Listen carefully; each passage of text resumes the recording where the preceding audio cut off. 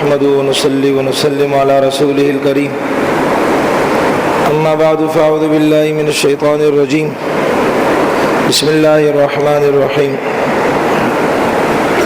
ومن لم يستطع منكم طولا أن ينكح المحصنات المؤمنات فمما ملكت أيمانكم من فتياتكم المؤمنات والله أعلم بإيمانكم بعضكم من بعض فانكحوهن بإذن أهلهن وآتوهن أجورهن بالمعروف محصنات غير مسافحات ولا متخذات أخدان فإذا أحصن فإن أتين بفاحشة فعليهن نصف ما على المحصنات من العذاب ذلك لمن خشي العنة منكم وأن تصبروا خير لكم والله غفور رحيم يريد الله ليبين لكم ويهديكم سنن الذين من قبلكم ويتوب عليكم والله عليم حكيم والله يريد أن يتوب عليكم ويريد الذين يتبعون الشهوات أن تميلوا ميلا عظيما يريد الله أن يخفف عنكم وخلق الإنسان ضعيفا صدق اللہ العظیم۔ آیت نمبر 25 سے لے کر 28 تک سورہ نساء۔ پچھلے درس میں متعہ کے حرام ہونے کے بارے میں ذکر کیا گیا تھا، اور جو 15 قسم کی عورتیں جن سے نکاح کرنا صحیح نہیں ہے، جس میں سے 13 عورتوں سے تو بالکل ہمیشہ کے لیے نکاح کرنا حرام ہے۔ 2 قسم کی عورتیں ایسے جن سے وقتی طور پر نکاح کرنا حرام ہے، اگر وہ رکاوٹ دور ہو جائے تو پھر ان سے نکاح کرنا جائز ہے۔ اور آج اللہ جو آیتیں پڑھی ہیں اس میں اللہ تعالیٰ ارشاد فرماتے ہیں، جس کا مفہوم یہ ہے کہ اگر کوئی آدمی آزاد عورت سے نکاح کرنے کی طاقت نہیں رکھتا، پہلے زمانے میں باندیاں ہوتی تھیں، فی الحال نہیں ہے، تو اگر کوئی آدمی آزاد عورتوں سے نکاح کرنے کی طاقت نہیں رکھتا، ظاہر بات ہے آزاد عورت سے انسان نکاح کرے گا تو اس کا مہر دینا پڑے گا، اور اس کا جو خرچہ ہے نان نفقہ، خرچہ پانی، وہ اس کو دینا پڑے گا۔ لیکن اس کے مقابلے میں جو باندیاں ہوتی تھیں، جن کو لونڈی کہا جاتا ہے، جو باندیاں ہوتی تھیں آزاد کے مقابلے میں، ان سے اگر کسی نے نکاح کیا تو اس میں خرچہ کم ہے۔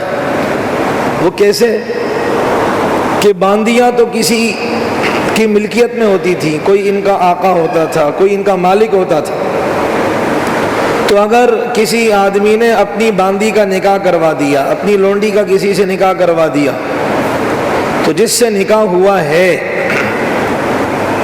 تو یہ آدمی صرف اس کو وہ مہر بھی اس کے مالک کو دے گا، باقی اس کا جتنا خرچہ ہے کھانے پینے کا وہ اس کے آقا کے ذمہ ہوگا، خامن کے ذمہ نہیں ہوگا۔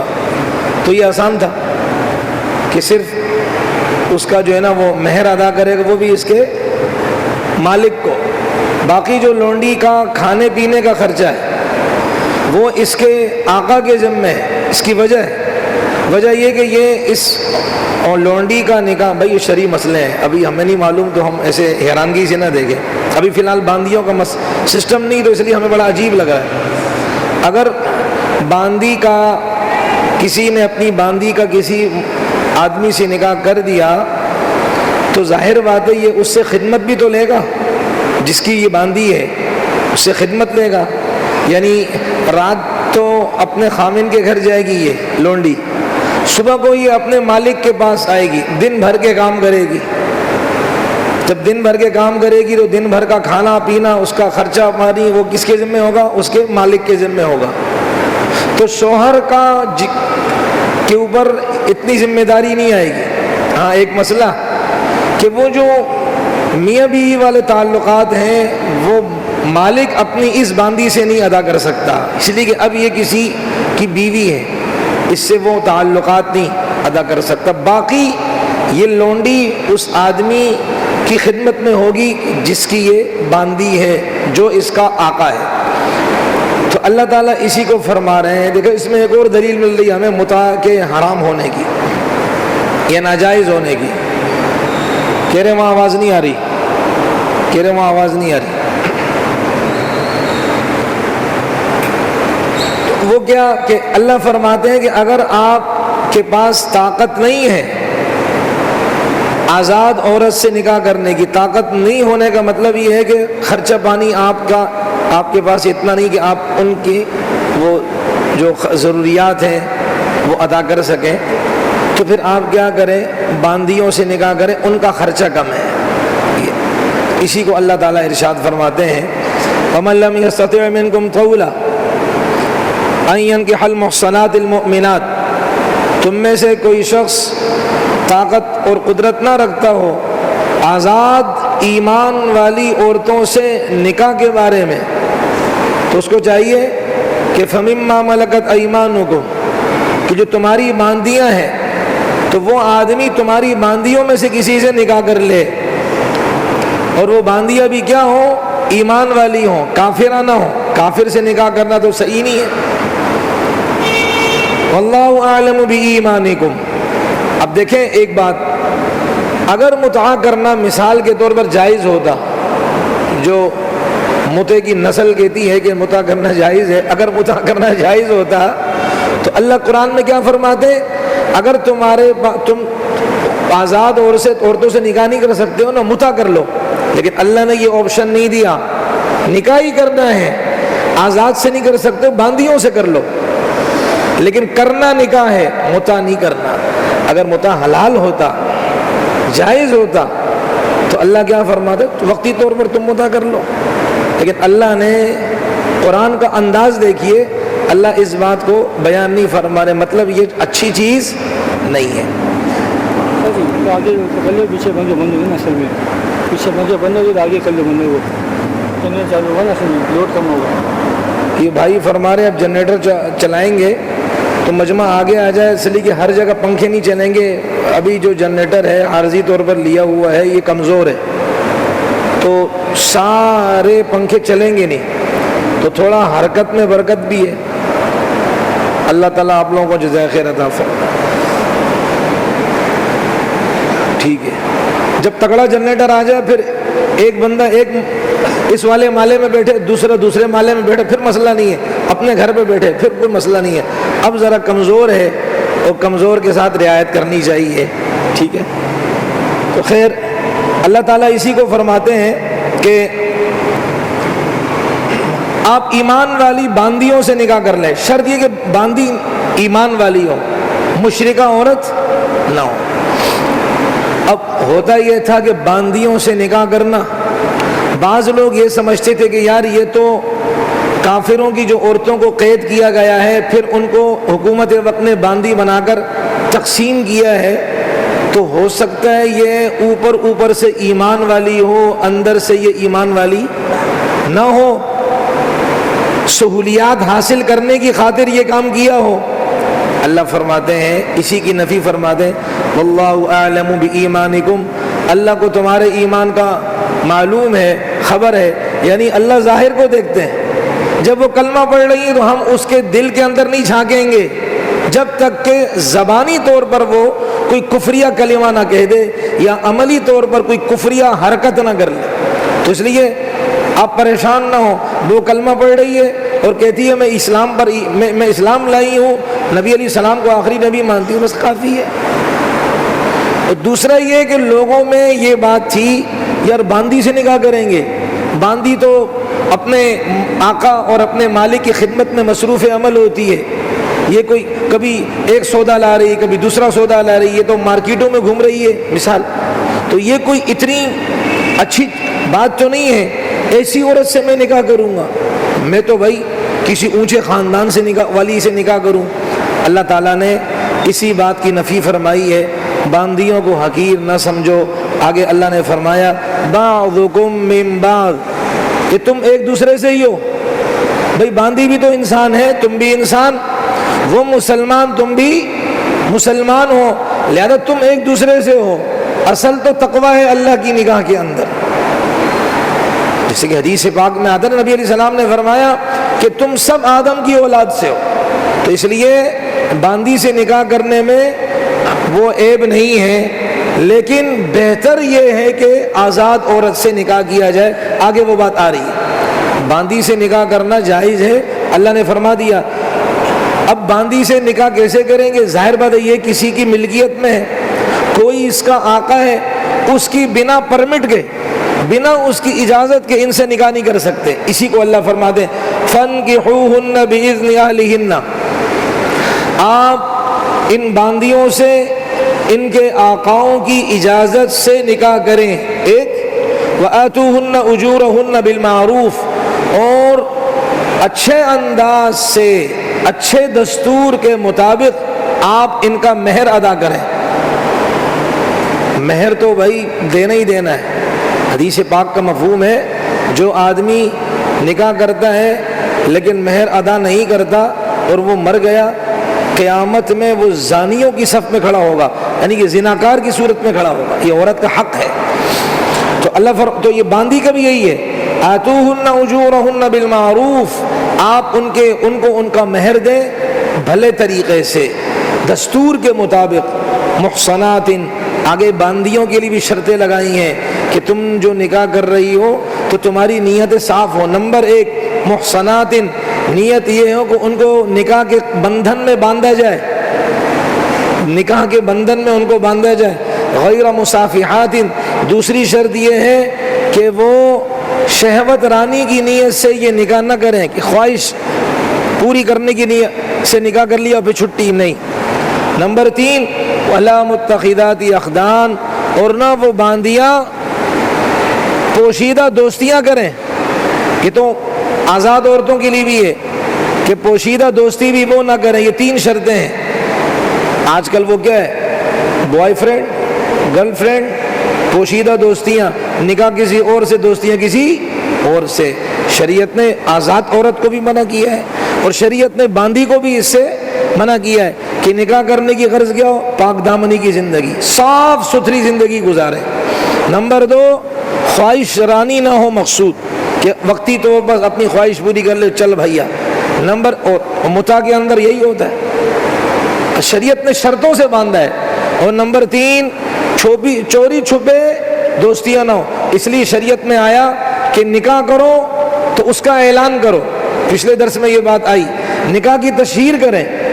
نکاح نبیوں کی سنت ہے، اس کی تشریح کریں، اس کی تشہیر کریں، بتائیں لوگوں کو. فَإِذَا أُحْصِنَّ، جب ان باندیوں کی شادی کر دی گئی، اور فَإِنْ أَتَيْنَ بِفَاحِشَةٍ، اگر وہ کوئی گناہ کا کام کر کے آئی، یعنی مثال کے طور پر انہوں نے کوئی غلط کام کر لیا، زنا وغیرہ کر لیا، فَعَلَيْهِنَّ نِصْفُ مَا عَلَى الْمُحْصَنَاتِ مِنَ الْعَذَابِ، تو ان کے اوپر جو آزاد عورتیں ہیں، غیر شادی شدہ، اسی طرح باندیاں جو ابھی تک نکاح انہوں نے نہیں کیا، اگر انہوں نے اگر زنا کر لیا، آزاد عورت غیر شادی شدہ اگر زنا کرے تو اس کو 100 کوڑے ہیں شریعت میں، اور اس کا آدھا 50 ہے. اگر وہ باندی یہ کام کرے تو اس کا آدھا 50 ہے، 50 کوڑے اس باندی کو لگیں گے. ذَلِكَ لِمَنْ خَشِيَ الْعَنَتَ مِنْكُمْ، یہ اس آدمی کے لیے کہ جو جسے ڈر ہو، تم میں سے جس کو ڈر ہو، زنا کا خوف ہو، اور وہ آزاد عورت سے نکاح کرنے کی پوزیشن میں نہیں ہے، تو اس کو چاہیے کہ باندیوں سے نکاح کر لے تاکہ اپنے آپ کو گناہ سے بچا لے. لیکن آگے اللہ کیا فرما رہے ہیں، ترغیب دے رہے ہیں کہ بھائی بہتر یہ ہے اگر ابھی آپ کی طاقت نہیں ہے نکاح کرنے کی آزاد عورتوں سے، آپ رک جائیں، باندیوں سے نکاح نہ کریں. اگر کر لی حرام نہیں ہے، لیکن اگر آپ کے پاس طاقت نہیں ہے مالی اعتبار سے، آپ کیا کریں، وَأَن تَصْبِرُوا، آپ رک جائیں، خَيْرٌ لَكُمْ، یہ رکنا آپ کے لیے بہتر ہے. یعنی جب مالی اعتبار سے یا اور کسی اعتبار سے آپ مضبوط ہو جائیں پھر آپ آزاد عورتوں سے نکاح کر لیں. آزاد عورتوں سے نکاح کی ترغیب دے رہا ہے قرآن کریم میں، ترغیب دی جا رہی ہے. اس کی وجہ دیکھیں، میں نے شروع میں جو بات کی کہ باندی تو سودا صرف لانے بار بار باہر جاتی، اس کا واسطہ باہر کے لوگوں سے زیادہ پڑتا ہے. تو جب کوئی آدمی آزاد عورت سے نکاح کرے گا تو گھر کے اندر سکون ہوگا، گھر کے اندر امن ہوگا۔ بمقابلہ اگر باندی سے نکاح کرے گا تو باندی تو ہر وقت اپنے آقا کی خدمت میں ہوگی، یہاں تو صرف رات گزارنے آئے گی اپنے خاوند کے پاس، تو گھر کا سکون تو نہیں ہوگا، بچوں کی پرورش کیسے ہوگی، بچوں کی تربیت کیسے ہوگی، ایک بات۔ دوسرا یہ ہے کہ آزاد عورت سے جب انسان کیا کرے گا، باندی سے اگر نکاح کرے گا تو اس کا ایک نقصان اس میں یہ ہوگا کہ اس باندی کے اگر بچے ہوں گے تو یہ بچے غلام شمار ہوں گے، اگرچہ اس سے آزاد آدمی نے نکاح کیا ہے لیکن اس عورت سے جو آزاد آدمی کے بچے ہوں گے وہ غلام ہوں گے، اور یہ بھی کیا ہے، عیب ہے کہ ہو آزاد اور اس کی اولاد کیا ہو، غلام ہو۔ اس لیے ترغیب دی جا رہی ہے کہ آپ آزاد عورت سے نکاح کریں تاکہ آپ کے بچے آزاد رہیں۔ اور تیسرا کیا ہے، آزاد عورتوں کا حق مارا جائے گا، کیونکہ آزاد کے مقابلے میں جو باندیاں ہیں ان کی تعداد کم ہوگی۔ اگر سب لوگ یہی کریں یار نہیں بھائی چلو باندیوں سے نکاح کر لو، پیسے کم ہیں، مالی طاقت نہیں ہے، اور سارے اگر باندیوں سے نکاح کر لیں تو آزاد عورتوں سے کون نکاح کرے گا، تو ان کا حق مارا جائے گا۔ اس لیے شریعت فرماتی ہے تھوڑا انتظار کر لو، تھوڑا صبر کر لو، جب حالات موافق ہو جائیں پھر آپ آزاد عورتوں سے نکاح کی ترتیب کر لیجئے، یہ مسئلہ ہے۔ لیکن شریعت بالکل نکاح سے منع نہیں کر رہی، پھر تو صبر کر لو، اور نکاح کے اندر تو برکت ہی برکت ہے۔ دیکھیں سورہ رعد کے اندر غالباً 38 نمبر آیت ہے، وَلَقَدْ أَرْسَلْنَا رُسُلًا مِّن قَبْلِكَ وَجَعَلْنَا لَهُمْ أَزْوَاجًا وَذُرِّيَّةً۔ تحقیق اے نبی صلی اللہ علیہ وسلم، ہم نے آپ سے پہلے جتنے رسولوں کو بھیجا ہے تو ہم نے ان کے جوڑے پیدا کیے ہیں اور ہم نے ان کو اولاد دی ہے۔ تو دیکھیں نبیوں نے شادیاں کی ہیں، نبیوں کی اولادیں تھیں، اس لیے نبی علیہ السلام کیا فرماتے ہیں، اربع من سنن المرسلین، 4 عمل ایسے ہیں، 4 اعمال ایسے ہیں جو سارے نبیوں کی سنتیں ہیں۔ ان 4 عملوں میں سے ایک سنت کون سی چیز ہے؟ نکاح۔ اور نکاح سے انسان سکون پاتا ہے۔ ازواجا لتسکنوا الیہا، اللہ فرماتے ہیں میری نشانیوں میں سے ایک نشانی کیا ہے کہ میں نے تمہارے جوڑے پیدا کیے ہیں تاکہ تم ایک دوسرے سے سکون حاصل کرو۔ آتا ہے نا کہ نیک بیوی اگر ہو، انسان نیک بیوی کو دیکھے مسکرائے، بیوی اپنے خاوند کو دیکھے مسکرائے، دونوں کو اللہ دیکھتا ہے مسکراتا ہے۔ بیوی کے منہ میں انسان لقمہ دے، صدقے کا ثواب ملتا ہے، صدقے کا ثواب ملتا ہے۔ تو یہ نکاح، اس سے انسان پاک دامنی والی زندگی کیا کرتا ہے؟ اختیار کرتا ہے، پاکی والی زندگی ہوتی ہے۔ اور اسی طریقے سے رسول اللہ صلی اللہ علیہ وسلم نکاح سے متعلق ترغیبات دیا کرتے تھے کہ بھئی آپ نکاح کریں اور محبت کرنے والی عورتوں سے نکاح کریں۔ اور یہاں تک آتا ہے کہ نکاح کی برکت سے اللہ تعالیٰ فقر و فاقہ ختم کر دیں، قرآن میں آتا ہے۔ بعض لوگ لڑکا اچھا ہوتا ہے، نیک ہوتا ہے، فرما بردار ہوتا ہے، گناہوں سے بچا ہوا ہوتا ہے، اللہ کے گھر میں ہوتا ہے، نیک انسان ہوتا ہے، صرف غربت کا معاملہ ہوتا ہے، اس نکاح سے انکار کر دیتے ہیں۔ قرآن کریم میں اللہ فرماتے ہیں وَأَنكِحُوا الْأَيَامَ، کہ آپ جو آپ کی باندیاں ہیں، من عبادکم، آپ کی جو باندیاں ہیں اور آپ کے جو غلام ہیں آپ ان کے نکاح کروائیں۔ آگے اللہ فرماتے ہیں اِن یکونوا فقراء، اگر وہ فقیر ہوں، تنگ دست ہوں، محتاج ہوں، لاچار ہوں، آپ ان کے نکاح کرائیں۔ یغنیہم اللہ من فضلی، اللہ نکاح کی برکت سے اپنا فضل فرما کر ان کو مالدار کر دیں گے۔ تو قرآن کریم کی آیت پر تو اعتماد ہے نا ہم سب کو، تو اللہ فرما رہے نکاح کریں، نکاح کے ذریعے سے اللہ مالدار کر دیں گے۔ ہمارے یہاں شادیوں میں جو رکاوٹیں ہیں اس میں برادری رکاوٹ آتی ہے، مختلف شکلیں ہوتی ہیں، بھائی اتنا جہیز ہوگا تب نکاح دیں گے، یہ کام ہوگا۔ لڑکے کی چاہت کیا ہوتی ہے؟ مالدار لڑکی سے نکاح کروں تاکہ گاڑی میں گھوموں اور ससुराल के पैसों का मज़ा ही कुछ और होता है, उसकी मिठास ही कुछ और होती है। तो किसी ने किसी से पूछा कौन से खाने में मज़ा है, कहा जब ससुराल जाता हूँ उस खाने में बड़ा मज़ा आता है। तो बाज़ लोग इस नीयत से निकाह करते लड़की मालदार मिल जाए, ये तो ATM मशीन हो गई भाई, पैसे पैसे। बाज़ और लड़कियों वाले इस नीयत से निकाह करते कि लड़का मालदार हो।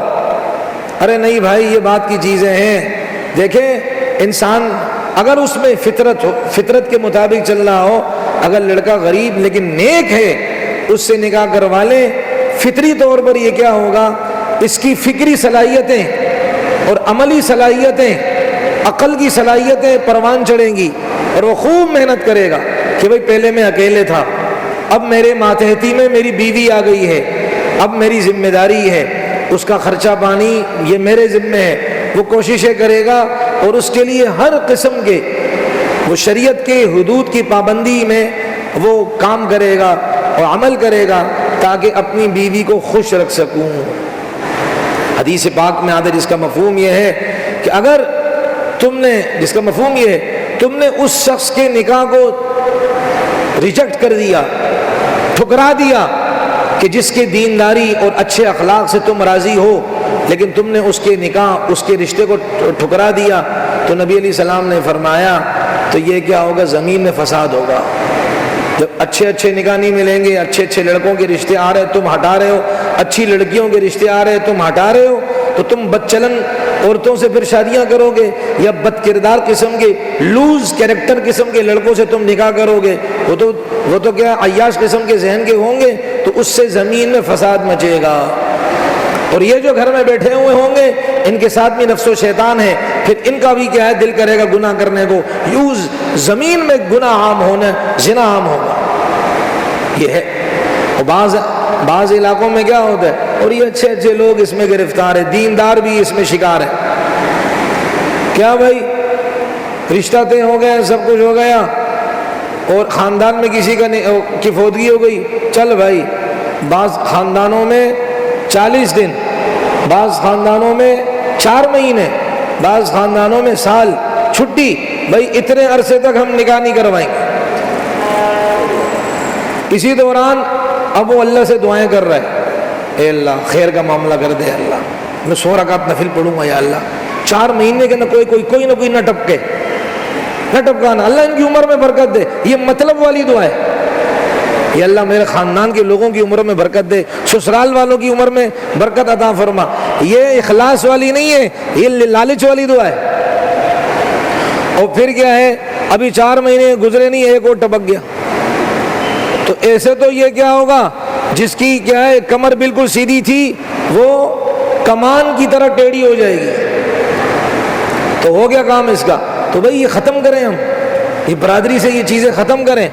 भाई उसका एक वक्त मुकर्रर था, अल्लाह का हुक्म हमने पूरा कर दिया, तो निकाह भी अल्लाह का हुक्म है, इसका भी एक वक्त जब मुकर्रर कर दिया, अल्लाह के नाम पर क्या कर दे, बिस्मिल्लाह कर लें और निकाह की तरतीब बना दीजिए। तो निकाह में बरकतें हैं। इसी को क्या वअन तस्बीरु, इसलिए फरमाया सब्र कर लो, खैरुल लकुम, तुम्हारे लिए बेहतर होगा। ये नहीं कहा नहीं मुता कर लो। हमारी बात कि कितने कुरान के अंदाज से कितना वाज़े हमें पता चल रहा है कि मुता किसी लम्हे भी शरीयत की निगाह में जायज़ नहीं है। वल्लाहु गफूरुर रहीम, और अल्लाह ताला क्या है, बख्शने वाले हैं, रहीम मेहरबान है, रहम करने वाले। यानी तुमसे जो गलतियां हो गई हैं अल्लाह बख्शने वाले हैं, अल्लाह गफूर और रहीम है, अल्लाह माफ़ कर दे। युरीदुल्लाहु लियुबय्यिन लकुम, अल्लाह फरमाते हैं कि युरीदुल्लाह, अल्लाह इरादा करते हैं, अल्लाह चाहते हैं कि तुम्हारे सामने चीज़ें वाज़े कर दें, खोल कर वाज़े बयान कर दें। वयहदियकुम सुननल्लज़ीना मिन क़ब्लिकुम, और तुमसे जो पिछले लोग हैं, अंबिया नेक लोग, उनके तरीक़ों को तुम क्या कर दें, तुम्हारी रहनुमाई करें उनके रास्तों की तरफ, तुम्हारी रहनुमाई उनके रास्तों की तरफ करें कि भाई नबियों के तरीक़ों को अपनाओ। और अल्लाह देखे, अल्लाह इन आयतों के अंदर फ़ायदे क्या हैं कि पहली जो शरीयतें हैं उसके जो मसाइल थे اگر اللہ تعالیٰ نے یا نبی علیہ السلام نے ان مسائل کے بارے میں یہ نہیں فرمایا کہ یہ کام نہیں کرنا ہے تو اس مسئلے کو ہم بھی، اس حکم پر ہم بھی عمل کریں گے. لیکن اگر نبی علیہ السلام نے واضح طور پر فرما دیا آپ نے یہ کام نہیں کرنا، پچھلی شریعت میں یہ حکم تھا لیکن ہماری شریعت میں یہ حکم نہیں ہے، تو اب ہم نبی علیہ السلام کی شریعت پر عمل کریں گے، ہم نے اس مسئلے پر نہیں چلنا. تو اللہ نے واضح کیا کر دیا، مسئلہ بیان کر دیا نبی علیہ الصلوۃ والسلام کے طریقے سے. تو یہ فرما رہے اللہ تعالیٰ تمہاری رہنمائی کرتے ہیں ان لوگوں کے راستے کی جو تم سے پیچھے، جیسے کہ سارے نبی، ابراہیم علیہ السلام، اسحاق علیہ السلام، اسماعیل علیہ السلام، ہود علیہ السلام، شیس علیہ السلام اور دیگر انبیاء کرام. اور نیک لوگ جیسے کہ حضرت لقمان حکیم نبی نہیں تھے رحمۃ اللہ علیہ، ان کی باتیں، توحید کی باتیں، شرک کی نفی، بہترین حکمت والی باتیں. اور اسی طرح حکمران گزرے نیک، جو ذوالقرنین گزرا ہے آدھی سے زیادہ دنیا پر اس نے حکومت کی ہے، لیکن بڑا نیک انسان تھا، اچھا انسان تھا. اللہ فرماتے ہیں میں تمہیں ان کے راستوں کی رہنمائی کرتا ہوں، تم چلو ان کے راستوں پر چلو. وَيَتُوبَ عَلَيْكُمْ، اچھا واللہ یرید وَيَتُوبَ عَلَيْكُمْ، اور اللہ تعالیٰ تم پر متوجہ ہوتے ہیں اپنی رحمت سے. یعنی کیا مطلب؟ اللہ آپ کو جو حکم دیتے ہیں اس میں آپ کے فائدے ہیں. اصل میں شروع اسلام کے آغاز میں کچھ مسائل ایسے تھے کہ بظاہر ان پر عمل کرنا مشکل تھا، جیسے 4 سے زیادہ شادیاں کرنا. اس معاشرے میں 4 سے زیادہ شادیوں کا رواج تھا. شریعت نے 4 شادیوں کی بس حد بندی کر دی کہ 4 سے زیادہ شادیاں نہیں کر سکتے.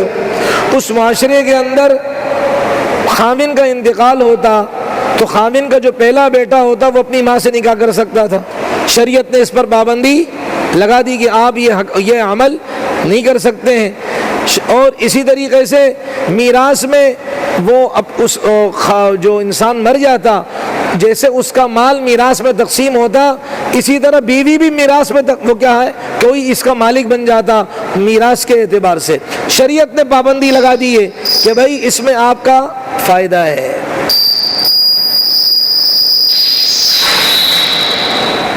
اس میں آپ کا فائدہ ہے، صحیح ہے. اس میں شریعت فرماتی ہے کہ اس میں آپ کا فائدہ ہے. دیکھیں واللہ یرید ان یتوب علیکم، تو اللہ چاہتے ہیں کہ اللہ آپ کی طرف توجہ کرے، یعنی اللہ کی رحمت آپ کی طرف متوجہ ہو، آپ اللہ کے احکام مانیں. دوسرا یہ مسئلہ تھا کہ اس وقت دشمنان اسلام جو تھے ان کی خواہش یہ تھی کہ مسلمانوں کے جو مسائل ہیں قرآن کے، نبی علیہ السلام کے فرمان کے، ان مسائل میں شکوک اور شبہات پیدا کریں، اعتراض پیدا کریں اور مسلمانوں کے سامنے رکھیں تاکہ مسلمان اپنی شریعت سے بیزار ہو جائیں، مسلمان اپنی شریعت کو شک کی نگاہ سے دیکھیں. تو اللہ نے اسی کے بارے میں آگے فرمایا وَيُرِيدُ الَّذِينَ يَتَّبِعُونَ الشَّهَوَاتِ أَن تَمِيلُوا مَيْلًا عَظِيمًا، وہ لوگ جو خواہشات کے پیچھے چلتے ہیں وہ چاہتے ہیں کہ تمہیں دور کی گمراہی میں پھینک دیں. وہ کون ہے؟ یہودی عیسائی. مثال کے طور پر یہودیوں کے ہاں یہ طریقہ ہوتا تھا. یہ جو پارسی ہیں آگ کی پرستش کرنے والے، ان کے آئیے کہ اپنی ماں سے نکاح انسان کر سکتا ہے، اپنی بہن سے نکاح کر سکتا ہے. تو یہ چاہتے ہیں کہ مسلمان بھی ایسے طریقے اختیار کریں. اسی طریقے سے ہندو ہیں، ہندوؤں کے ہاں چچا کی بیٹی سے نکاح نہیں کر سکتے، ہندوؤں کے ہاں ماموں کی بیٹی سے نکاح نہیں کر سکتے، ہندو کے ہاں خالہ کی بیٹی سے نکاح نہیں کر سکتے، ہماری شریعت میں کر سکتے ہیں. تو یہ چاہتے ہیں کہ مسلمانوں کے اندر بھی یہ بیماری آئے.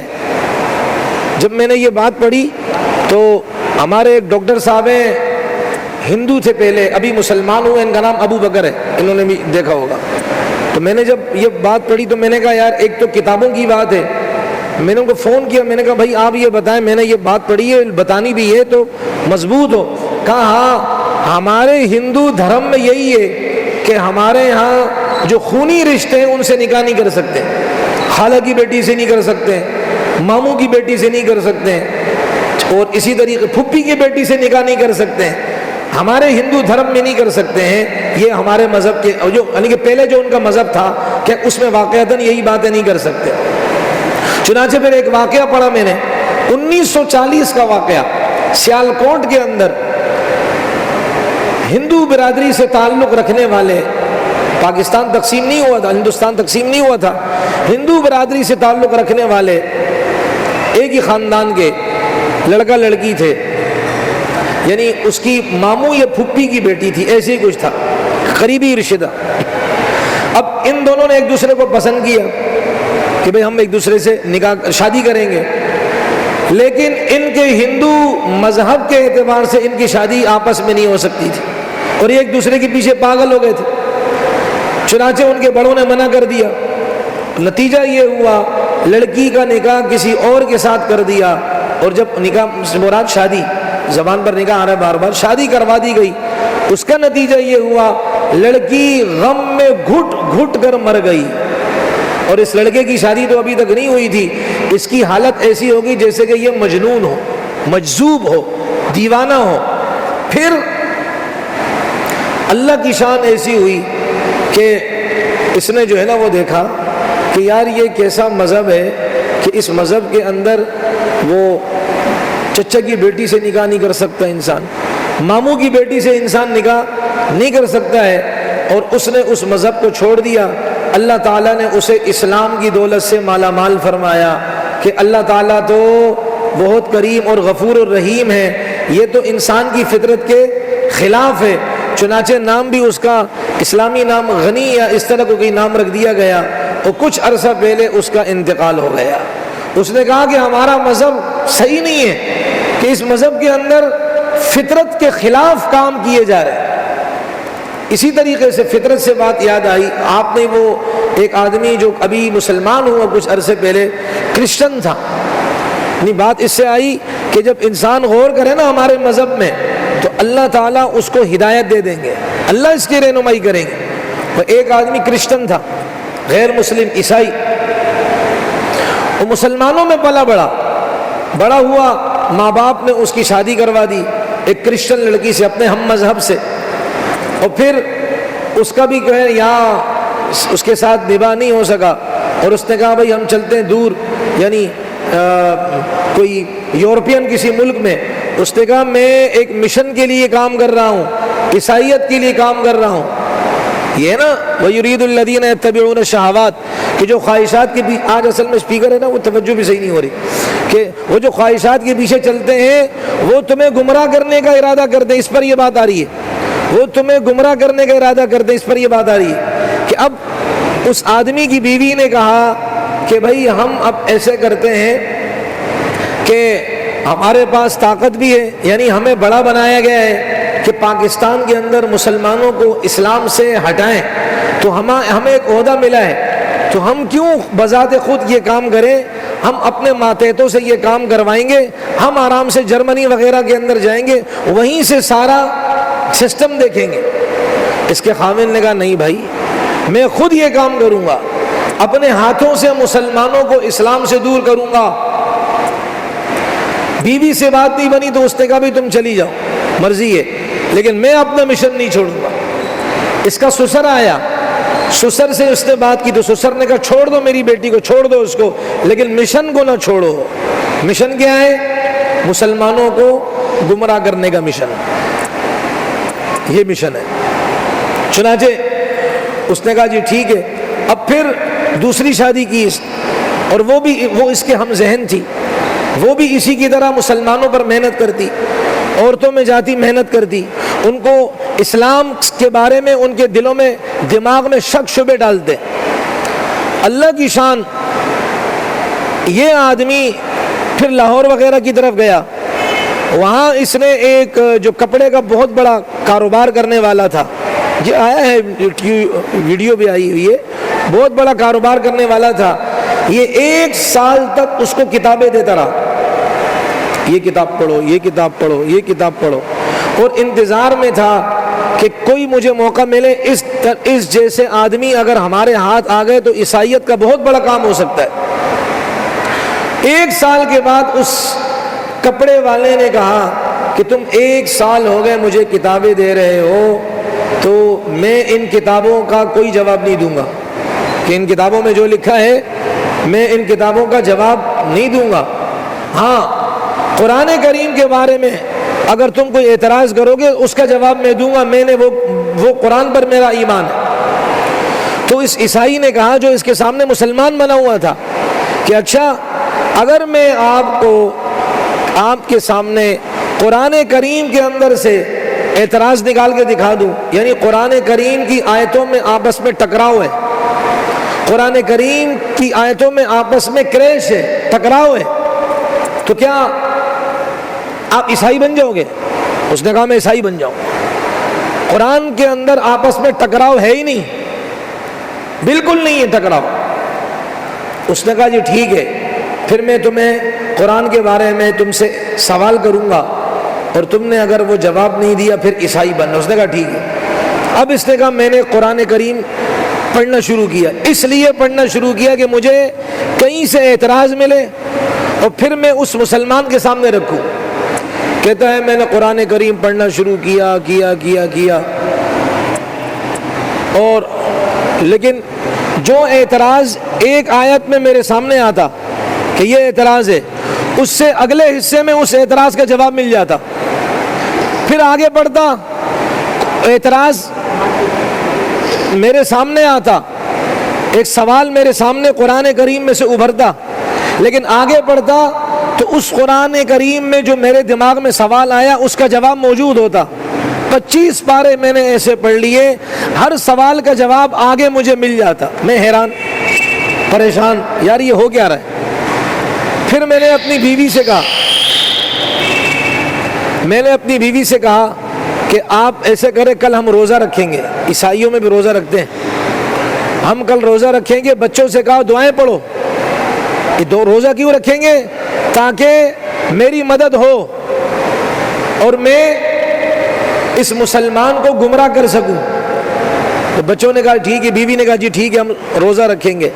کہتا میں نے پھر شروع سے پڑھا، سورہ بقرہ کی آیت 109 ہے میرے خیال سے، وہ جب میں نے پڑھی اس کا ترجمہ پڑھا، وَدَّ كَثِيرٌ مِّنْ أَهْلِ الْكِتَابِ لَوْ يَرُدُّونَكُمْ مِّن بَعْدِ إِيمَانِكُمْ كُفَّارًا، کہ بہت سے اہل کتاب ان کی دل کی خواہش یہ ہے کہ ایمان والوں کو ایمان سے ہٹا کر کفر کی طرف لے جائیں، اور یہ ان کے دلوں کا حسد ہے، بغض ہے۔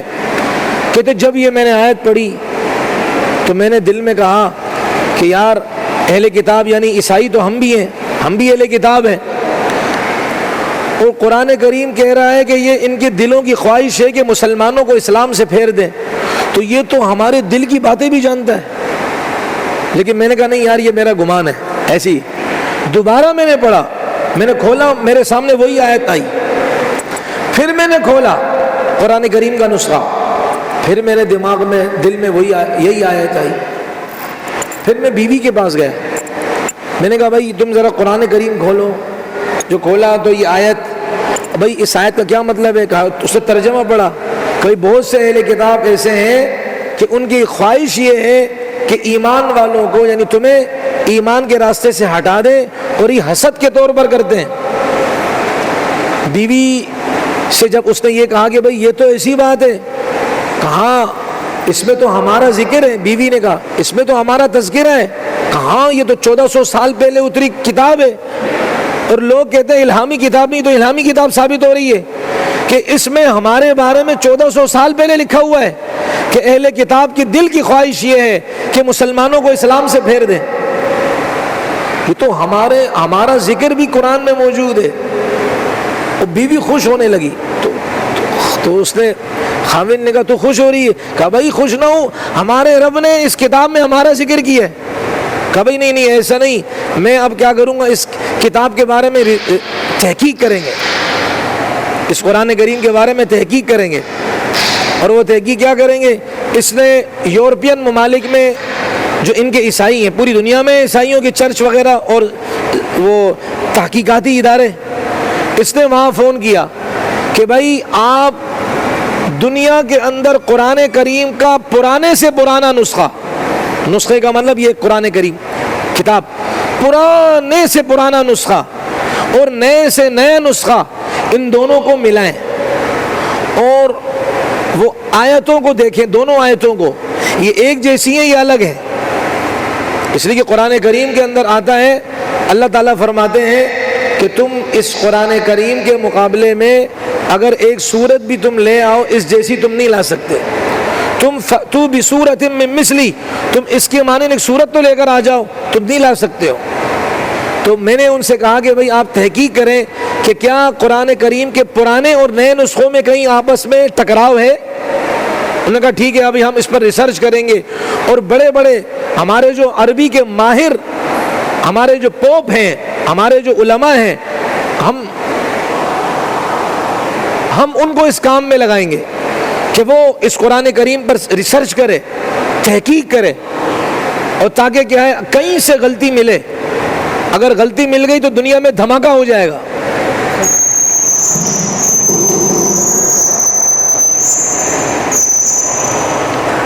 دعا کریں بھائی، مسجد اقصی بڑے حالات سے گزر رہی ہے، ایک بیت المقدس میں مسجد اقصی حالات سے دوچار ہے، ایک یہاں مسجد اقصی حالات سے دوچار ہے۔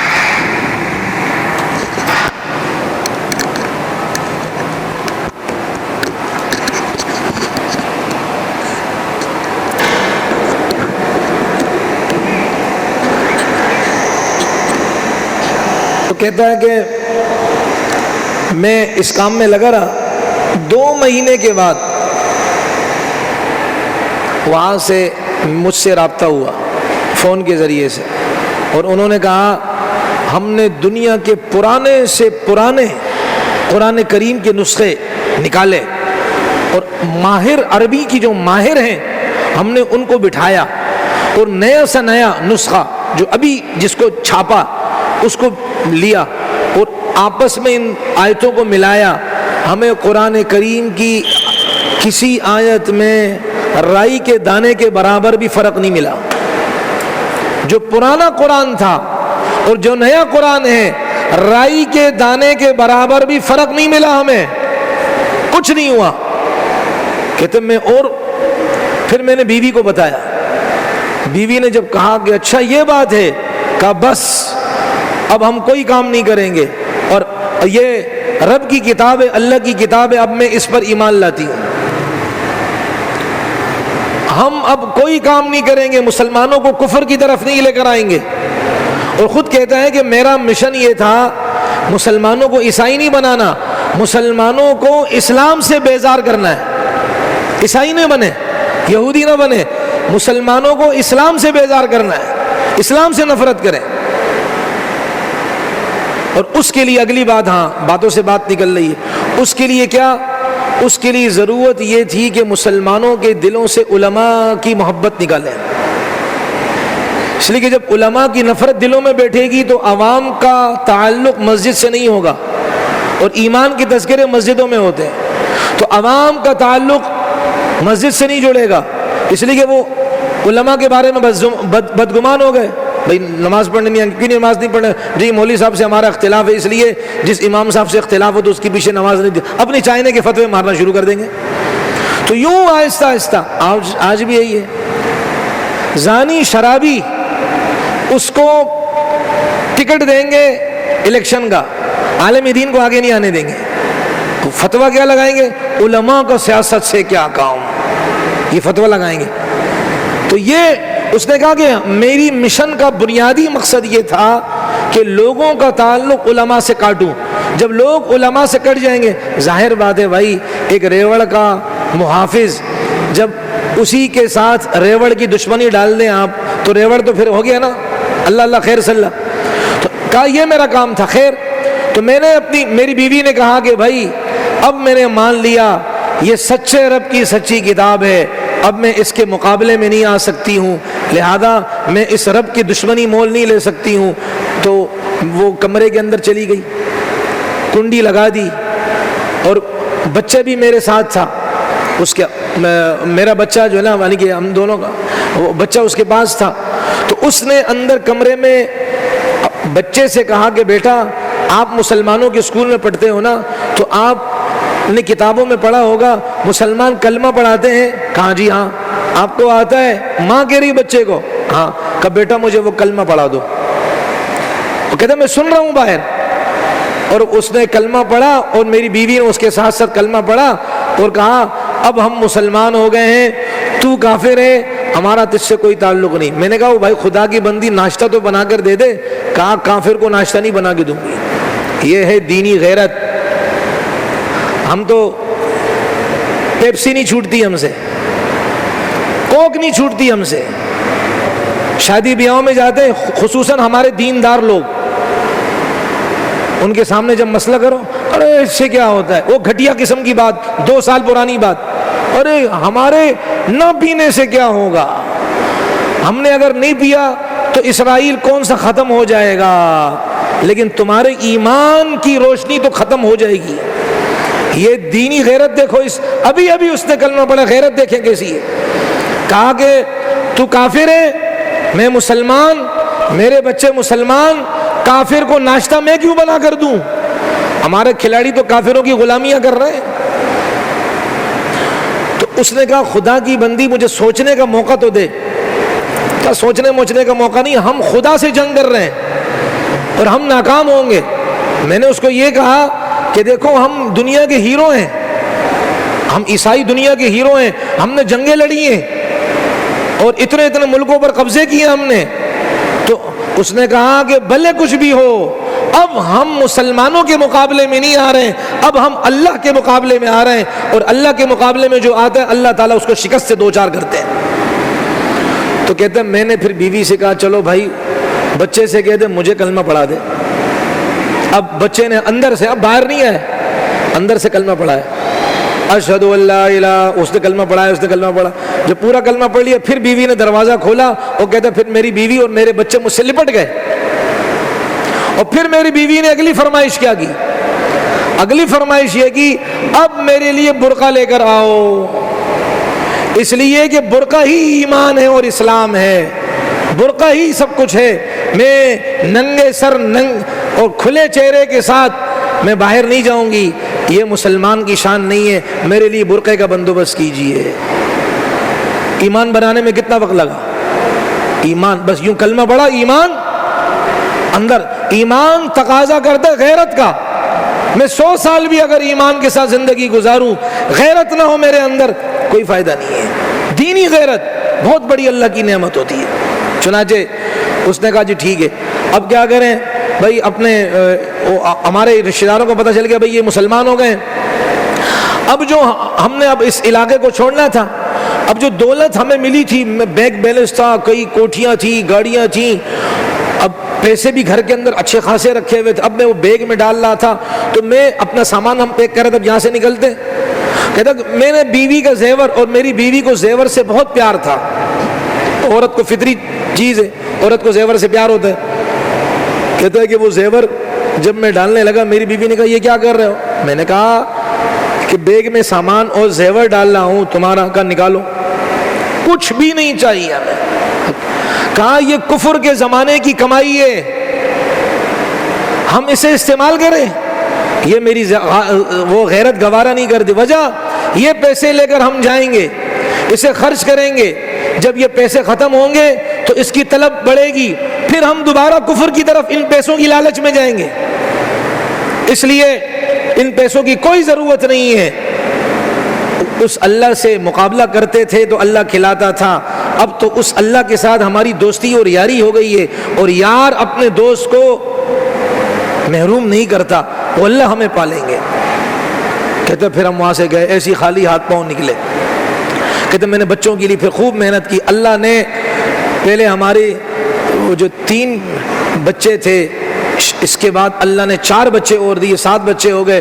اس اور مسلمان ہونے کے بعد 2 بچے جڑوا، ٹوئنز، 2 بچے جڑوا اللہ نے دیے. اور میری بیوی کہتی تھی یہ اللہ کی مدد ہے، یہ اللہ کی رحمت ہے.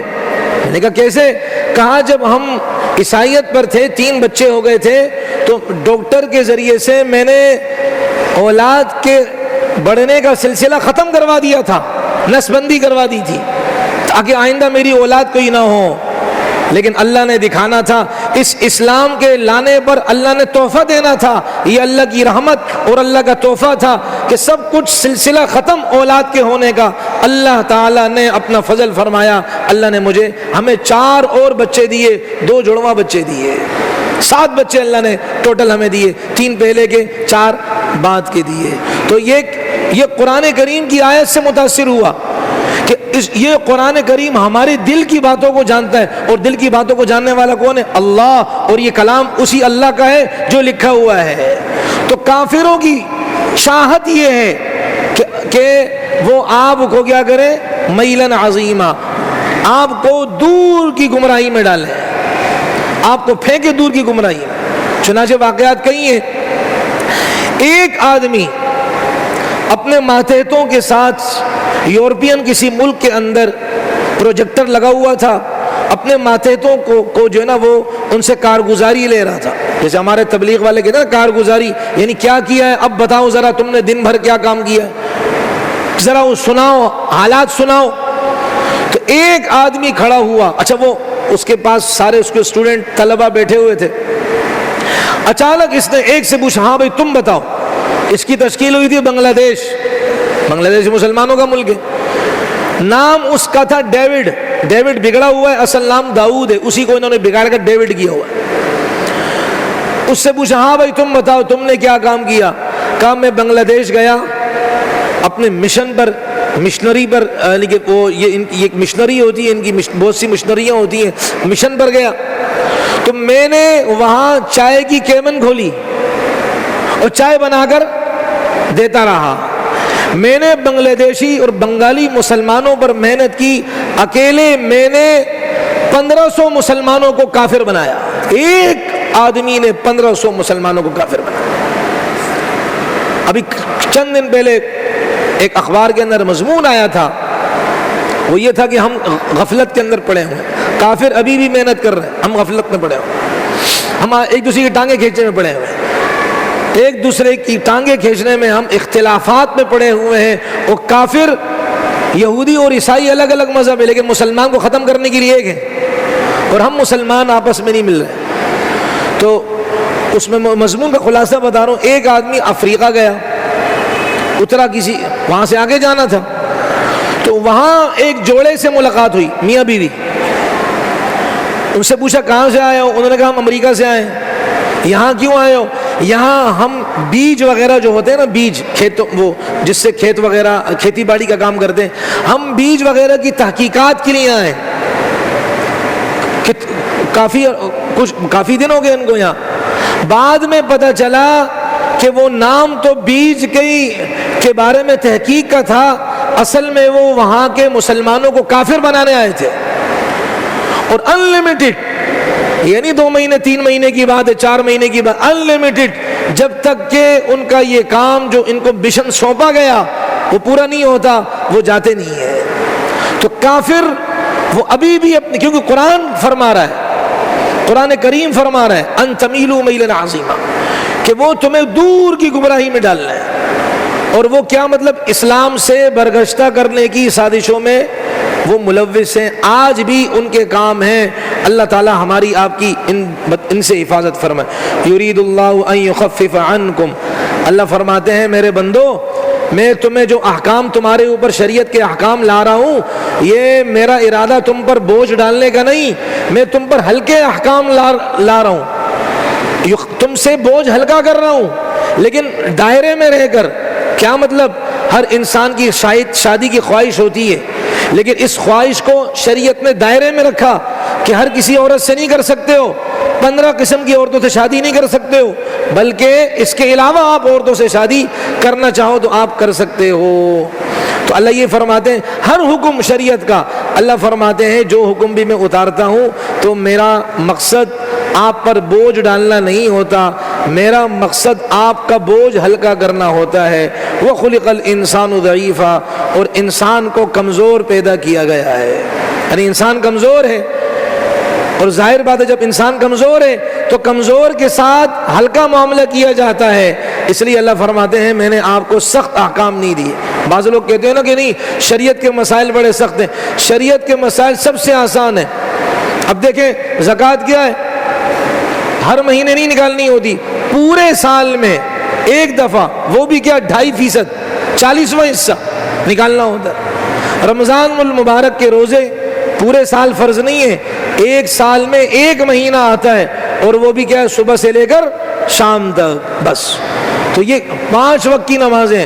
ورنہ آپ نے پڑھا معراج کے موقع پر نبی علیہ الصلوۃ والسلام کو 50 نمازیں دی تھی. وہ اللہ کا ایک تکوینی نظام تھا. پھر کم کرتے کرتے کتنی نمازیں رہ گئی بھائی؟ 5. پہلی شریعتوں کے اندر یہ ہوتا تھا کہ اگر جسم کے کسی حصے پر, کپڑے پر گندگی لگ جاتی تو اس کپڑے کو وہاں سے کاٹ دیا جاتا, جسم پر نہیں. یہ غلط بات ہے. جو یہ مشہور ہے نا کہ نہیں, وہ پہلے زمانے کے لوگوں پر, بنی اسرائیل وغیرہ جو ہیں, ان کے جسم کے کسی حصے پر اگر کوئی گندگی لگتی تو کینچی سے کاٹتے. کینچی سے کاٹتے کاٹتے تو وہ تو بندہ ہی بکھر جاتا.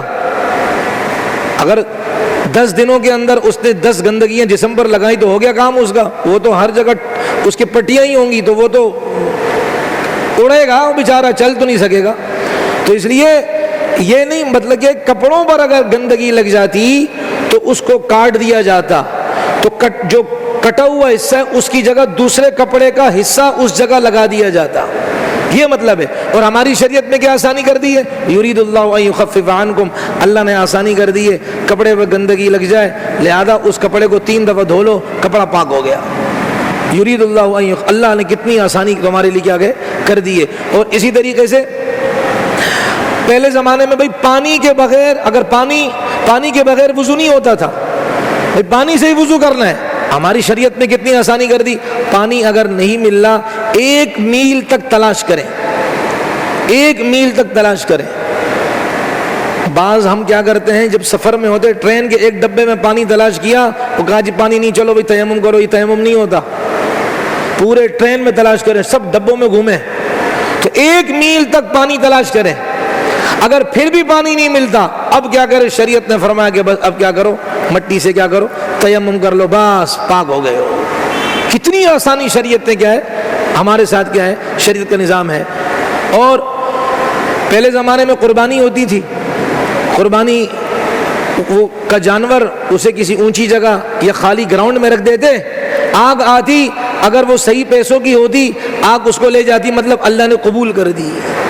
اور ہماری شریعت میں کیا ہے کہ دیتے پیسے اللہ ہی دیتے ہیں, کاروبار اللہ دیتے ہیں نا, پیسے اللہ دیتے ہیں.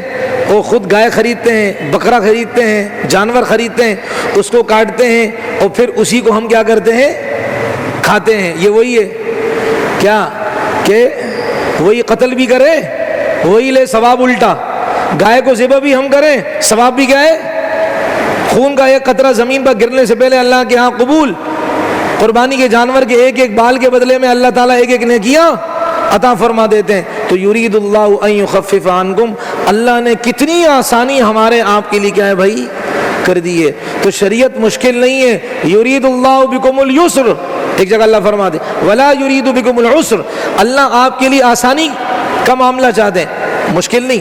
نماز دیکھ لیں, پہلے زمانے میں نماز جو والے ہوتے تھے, نماز کا حکم پہلے بھی تھا.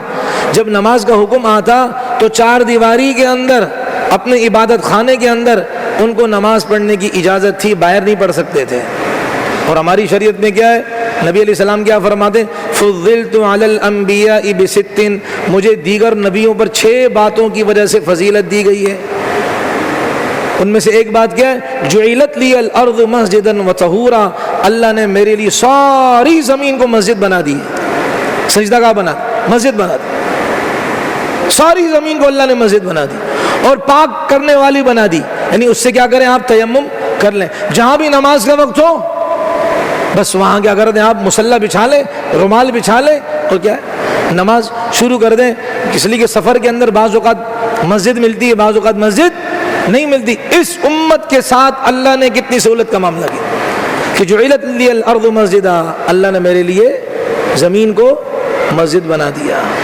باتوں سے بات نکل رہی ہے، تفصیلی بات تو پھر جیسے ہی بات کھلے گی تو سامنے آئے گی.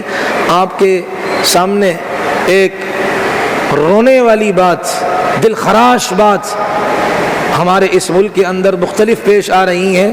اور ایک واقعہ ہوا ہے رات کو، ایک مسجد، مدنی مسجد غالباً اس کا نام ہے، اسلام آباد میں راتوں رات ہمارے مسلمان بے غیرت خنزیر حکمران، انہوں نے اس مسجد کو بلڈوز کر کے راتوں رات وہاں پودے لگا دیے. صبح دیکھا نہ مسجد ہے نہ مدرسہ ہے. یہ کام یہودی کریں اور یہ کام مسلمان کرے. اور آزادی والا دن بھی، اگست کا دن آزادی کا، یعنی زنا کے اڈوں کے تم لائسنس بناؤ، وہاں زانی لوگ زنا کریں ان کے لیے اجازت ہے. شراب خانوں کے لیے لائسنس تم بناؤ. اللہ کا گھر جہاں نبی فرما رہے میری ساری زمین مسجد بنا دی گئی. ایک دفعہ جب ایک جگہ کو مسجد بنا دیا جائے، اللہ کی نگاہ میں، شریعت کی نگاہ میں قیامت تک وہ مسجد ہے. تمہیں کس نے حق دیا ہے؟ تمہیں تو استنجا وضو کا طریقہ نہیں آتا بدبختو. تم اللہ کے گھر کو جہاں سجدے ہوئے ہیں، اور وہ بھی اوقاف کی مسجد تھی. اوقاف کے تحت یہ حکومت کا ادارہ ہے، اوقاف کے تحت وہاں کا امام ہوتا تھا، یعنی گورنمنٹ کے ماتحتی میں. یہ مسجد ناجائز کیسے ہو گئی بھائی؟ یعنی 1980 سے یہ مسجد کی تعمیرات کا سلسلہ شروع تھا. ابھی تک اندھے تھے. اور یہ بات لکھی ہے، اور یہ بات اس سے پہلے دماغ میں آئی ہے. جب کوئی خطرناک کام کرنا ہوتا ہے، مسلمانوں کی توجہ کسی اور ایشو کی طرف لگا دیتے ہیں، وہ اپنا ناپاک کام کر رہے ہوتے ہیں، ساری توجہ اس طرف جائے گی، وہ اپنا کھیل، گندا کھیل وہاں کھیلیں گے. ہم بیت المقدس کے لیے رو رہے ہیں، ہم فلسطین اور غزہ کے لیے رو رہے ہیں. ہمارے یہاں جو نام کا شہر ہے اسلام آباد، وہاں اسلام غیر آباد ہو چکا ہے. ہاں مسجدوں کو 50 مسجدوں کے گرانے کے آرڈر ہیں. ایسوں کے لیے آپ حضرات ہی دعا کر لیں. ابھی ہم میں وہ طاقت نہیں کہ ہم ان بدبختوں کی ہدایت کی دعا کریں. جہاں اللہ کے سجدے لگے ہوں، اللہ کے سامنے مسلمانوں کے سجدے ہوئے ہوں، جہاں قرآن کی تلاوتیں ہوئی ہوں، جہاں لوگوں نے رونے دھونے کیے ہوں، اب وہاں لوگ جوتوں کے ساتھ آئیں گے. باغ بن گیا تو کتے بلے بھی پیشاب کریں گے وہاں. ان لانتیوں کے لیے کوئی ہدایت کی دعا کرے گا؟ آپ کا جگرا ہوگا آپ کریں، آپ اپنا فریضہ ادا کریں، ہم اپنا فریضہ ادا کریں، ہم نہیں کریں گے. حال یہ ہو چکا ہے تو خدا کا قہر نازل نہیں ہوگا. اس لیے ہم چیختے ہیں کہ کچھ بھی ہے بھائی، ہارے یا جیتے، اہل علم علماء کو ہم سپورٹ فراہم کریں. آپ کہیں گے جی علماء بھائی وہ بھی خلائی مخلوق نہیں، اسی زمانے کے لوگ ہیں، اچھے برے ہر جگہ ہوتے ہیں. تو میں نے اکثر پہلے کہا نا، آپ میں سے کوئی ہے جو یہ دعا کریں کہ اللہ ہمارا جو موجودہ صدر ہے، اللہ میری اولاد کو اس کی طرح بنا دے. تہجد میں دعا کر کے دکھا دیں آپ. یا کوئی کہہ دے اے اللہ جو موجودہ وزیر اعظم ہے، میری اولاد کو اس کی طرح زبردست قسم کا بنا دے، بابو شابو ٹائی مائی والا. نہیں کہ جو مچھڑ ہے اس کی طرح بنا دے، یا دوسرا اس کی طرح بنا دے. نہیں، کچھ بھی. ہم کیا کہتے ہیں؟ اللہ میری اولاد کو نیک بنا، نمازی بنا، قرآن کی تلاوت والا بنا. اب یہ حال ہو چکا ہے. اب جگہ ہماری پبلک بھی آئے گی. یہ سیاسی نہیں، یہ غیرت والی بات ہے. ہم ہر بات کو سیاست میں لے آتے ہیں، یہ غیرت والی بات ہے. اب کیا ہماری کہاں ہے مولوی صاحب، وہ فلاں مولوی صاحب کہاں ہے مسجد؟ تو کیا یہ ہمارے 24-25 کروڑ عوام کا کام نہیں ہے؟ یہ مسجد سے مولوی صاحب کی تو نہیں ہے نا بھائی. اور جو ہیں، جو ہمارے ارباب اقتدار ہیں یا جن کو ہم نے آگے کیا ہے، یہ ان کے ذمے کی بات نہیں ہے. اس لیے میرے محترم رونے کا مقام ہے کہ اللہ تعالیٰ نے ایک ملک عطا کیا اور آج حال یہ ہے کہ وہاں اللہ کا گھر محفوظ نہیں ہے. ہم کس منہ سے آزادی منائیں؟ اللہ کا گھر جہاں محفوظ نہ ہو، مدرسہ جہاں محفوظ نہ ہو، آج حال یہ ہو چکا ہے ہم کس منہ سے جھنڈا لہرائیں؟ یار اللہ کی قسم دکھ ہوتا ہے. جہاں زنا کے اڈے آباد ہوں، بڑے بڑے عہدیدار زانی قسم کے لوگ زنا کرنے وہاں جائیں، جہاں ان کی باقاعدہ ان کو سپورٹ فراہم کی جائے، ان کے لیے باقاعدہ نفری کھڑی ہو، ان کی حفاظت کے لیے ہو، زانیوں کے لیے سب کچھ ہو، ایک اللہ کا گھر ایسے رہ گیا بھائی۔ تو اس لیے میرے محترم، ہم اپنے ساتھیوں میں یہ بات بھی، اس لیے میں عرض کر رہا ہوں کہ مولوی صاحب ہارے یا جیتے، یہ نہیں کہ میں ابھی کوئی موقع آیا تو میں اس لیے اکثر میں عرض کرتا ہوں، مولوی صاحب ہارے یا جیتے، ہم نیت کریں کہ ہم نے مسجد کے رکھوالوں کو ووٹ دینے ہیں۔ اب اور کوئی نظام ہی نہیں، ہم کیا کریں؟ ہم اگر کہیں خلافت تو ٹھیک ہے، اچھی بات ہے، لیکن اب اور کوئی نظام ہی نہیں ہے، اس وقت تک ہم اپنے ہاتھ پاؤں کاٹ کر رکھ دیں تو یہ تو بیڑا غرق کر دیں گے۔ اگر ہم یہ کہیں نہیں ہم خلافت سر آنکھوں پر، میں یہ بات کر رہا ہوں، لیکن فی الحال کوئی ایسی چیز نظر ہی نہیں آ رہی ہے۔ اب اگر سارے علماء کو ہٹا دو اسمبلی سے تو یہ ایسے خناس ہیں، آپ نے ان کی خناسیت دیکھ لی، یہ تو کچھ علماء اسمبلی میں اللہ ہماری عمر ان کو لگا دے، آپ اگر اس پر ایگری نہیں ہے، اللہ میری نسل کی عمر ان کو لگا دے۔ کتنا بڑا جہاد کا کام یہ بھی ہے بھائی، کلمۃ افضل الجہاد کلمۃ حق عند سلطان جائر، افضل جہاد کیا ہے؟ ظالم بادشاہ کے سامنے حق کا کلمہ بلند کرنا۔ ان دنوں میں تو معاف کرنا بھائی، میری آنکھوں میں چربی آ جاتی ہے، میرے کانوں کے اندر روئیاں میں ٹھوس لیتا ہوں، مجھے سمجھ ہی کچھ نہیں آتی ہے، میں انہی کے پیچھے چلتا ہوں جو دین دشمن ہے، اللہ کی قسم دین دشمن ہے۔ یہ آپ نے دیکھا کبھی انہوں نے ختم نبوت کے عنوان پر، اکا دکا چھوڑو، پارٹی کی بنیاد پر عرض کر رہا ہوں، کوئی مجمع نکالا ہو، نبی کی شان میں گستاخی ہوئی ہو، انہوں نے پارٹی کی بیس کی بنیاد پر مجمع نکالا ہو؟ نہیں، یہ آپ کو یہ علماء نظر آئیں گے۔ تو اس لیے بھائی ہزار خامیاں ہم میں ہیں۔ میں نے کہا اس عیسائی نے کیا کہا، میرا مشن یہ تھا عوام کو علماء سے کاٹنا، جب عوام علماء سے کٹ جائے گی ان کو شکار کرنا آسان ہوگا، جب مسلمان ٹوٹ جائیں گے ان کو شکار کرنا آسان ہوگا۔ اس لیے میرے محترم، ہم ان اکابر کی، ہم ان علماء کی کیا کریں؟ دل و جان سے ان کی قدر کریں، ہزار خامیاں ہوں ہم میں ہیں، ہم بھی اسی معاشرے کا حصہ ہیں، یہ نہیں کہ نہیں ہزار خامیاں ہوں، لیکن میرے محترم ہمارے اکابر ان سے 100 لاکھ درجے اچھے، الحمدللہ۔ 1 روپے کی کرپشن ثابت کر کے بتا دے، ہمارے اکابر پر 1 روپے کی کرپشن ثابت کر کے کوئی بتا دے، نہیں بتا سکیں گے۔ اس لیے میرے محترم رونے کا مقام ہے، آپ دعاؤں کا اہتمام کریں کہ جو ہیں اللہ ان کی حفاظت کریں گے بھائی۔ کتنا ڈر رہے ہیں جیسے پتہ نہیں کیا کوئی فوج آئے گی آپ کے اوپر، ارے بولے انشاءاللہ کریں گے بھائی، انشاءاللہ اپنے علماء کے لیے دعاؤں کا اہتمام کریں۔ میں آپ سے باتوں سے بات نکل رہی ہے، ہم بڑے تقوی توکل والے، میں آپ حاجی عبد الوہاب صاحب رحمۃ اللہ علیہ سے زیادہ تقوی والے نہ میں ہوں نہ آپ ہیں۔ حاجی عبد الوہاب صاحب جیسے مرد قلندر، اب بات سے بات نکلی تو برداشت کرے، سنیں۔ مرکز کے اندر باقاعدہ ایجنسی والے آئے تھے خبیث، رائمنڈ مرکز کو بھی ان کو یہ مرکز بھی اچھا نہیں لگتا، اچھا یہ آپ کی میری غلط فہمیاں ہیں کہ نہیں ہم سے نہیں، ان کو چبھتے ہیں۔ کرونا میں دیکھ لو سب سے زیادہ نقصان کس کو ہوا تھا؟ تبلیغی جماعت والوں کو۔ ہمیں وہ خون سے رنگین چہرے ابھی بھی یاد ہیں، ہم نہیں بھولیں وہ جو حیدرآباد میں اور فلاں علاقوں میں جو غیر ملکی تبلیغ کے لیے پاکستان آئے تھے، ان کو انہوں نے بند کیا ہوا تھا، زخمی کیا تھا۔ ہاں حاجی ایجنسی والے آئے تھے اور یہ کوئی خطرناک مقاصد لے کر آئے تھے۔ حاجی صاحب رحمۃ اللہ علیہ بھائی ان کو تقوی والا مانتے ہو کہ نہیں مانتے ہو؟ اس نے کن کو فون کیا؟ اب ذرا سیٹ ہو جائیں، اب ایسے لگے گا مولوی صاحب کا وضو ٹوٹنے والا ہے۔ اللہ میری عمر اس بڑے انسان کو لگائے، مولانا فضل الرحمان صاحب کو فون کیا، جسے ہمارے مذہبی لوگ بھی گالیاں دیتے ہیں، ہمارے بعض ایسے کہ جن کو ضرب زید ان کی ترکیب بھی ان گدھوں کو نہیں آتی، جنہوں نے 2 حرف پڑھے ہوتے ہیں، ابھی طالب علم ہوتے، وہ گدھے بھی ان کے خلاف بکواس کر رہے ہوتے ہیں، جن کو میراث کے مسائل کا پتہ نہیں ہے، کن چیزوں سے نکاح ٹوٹتا کن سے نہیں، ان کو ان گدھوں کو وہ بھی نہیں پتا، وہ گدھے بھی بول رہے ہوتے ہیں۔